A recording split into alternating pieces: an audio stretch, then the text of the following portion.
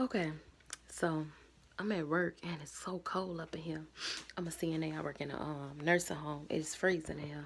But anyway, I was just sitting there thinking like, why is it that when people get diagnosed with HIV or AIDS, people just be talking about them like, oh my God, she was sleeping with him or he was sleeping with her. He done messed with this person. They messed with that person. That's all I hear when I hear somebody get diagnosed with HIV or AIDS. They immediately start talking bad about them and saying all the stuff that they was doing. They never say like, man, I wonder if she doing okay. I wonder if he doing okay. I wonder, do they take their medicine? I wonder, do they go to the doctor? I wonder. Never. I have never heard that in my life. Somebody concerned about that person's well-being, that person's life, that person's thought process. It's so many people. You know, I work in a nurse home, and before that, I was working in the hospital for like 10 years.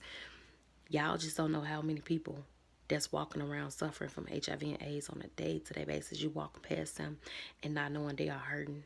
They don't even, like, they have not even told nobody that they infected yet. Because of all this, she messed with them, this person, she messed with this person.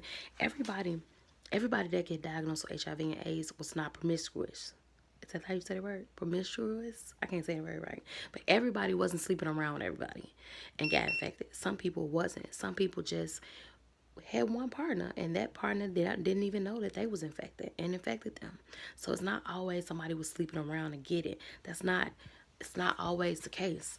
So some people walking around here in silence, hurting, sad, depressed, going through that suicidal thoughts, still go to work, still do everything that regular people do, but they are suffering in silence. They are dying inside.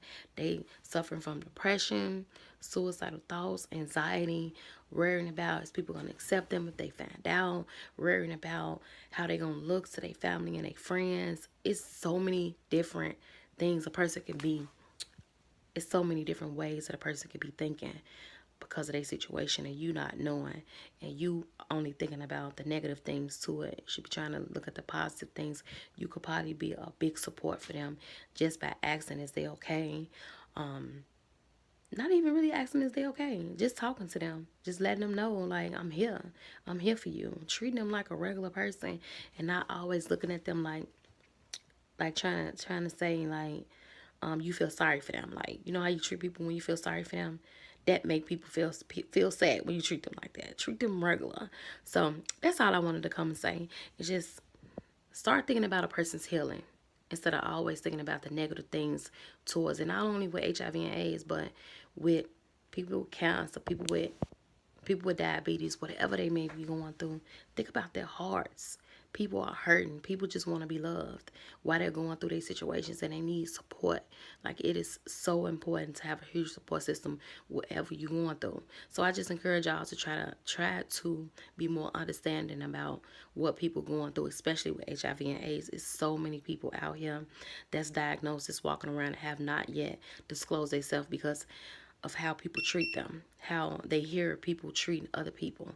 So just think about what you're saying before you say it when you talking around certain people. I don't care if it's your cousin. I don't care if it's your man. I don't care who it is. You never know who has HIV but not saying anything about it. And then you having a conversation with your buddies and your people talking about an HIV situation, and they looking like, man, if I told them that's how they'll treat me. You just don't know what people going through.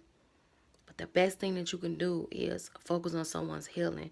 Focus on trying to soften their heart, because people are hurt. It's hurting. I don't know how many times I done said this word, hurting. So many people is hurting. Y'all just don't know. But we can be a big impact on people's life if we try to focus on their healing, try to focus on being their support system, focus on trying to be there for them while they're going through. It will really change their life. It really will help them live longer. Trust me, it will help them live longer. Sometimes the infection does not kill people. Their thought process kills them. The infection, people can live long lives with this infection.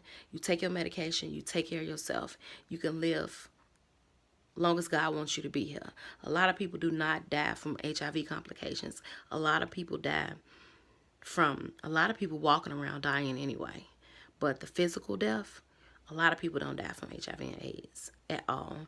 Some people die from heartbreak. Seriously. Some people die from killing themselves, committing suicide. Some people die from doing, they like be homicidal. They do things so that people can kill them because they already gave up on life. The infection do not kill people nowadays. I know it still does in certain cases, but the cases that I didn't see, the infection do not kill people. The mental thought, the mental process is what kills you with HIV. So if we could kind of focus more on the mental state of someone that's infected and stop trying to focus on, oh, she got it, oh, he got it, baby, ain't got nothing to do with it, because the medicine helps that situation. So the infection and them catching viruses and being sick and colds and all that, the medication helped them with that.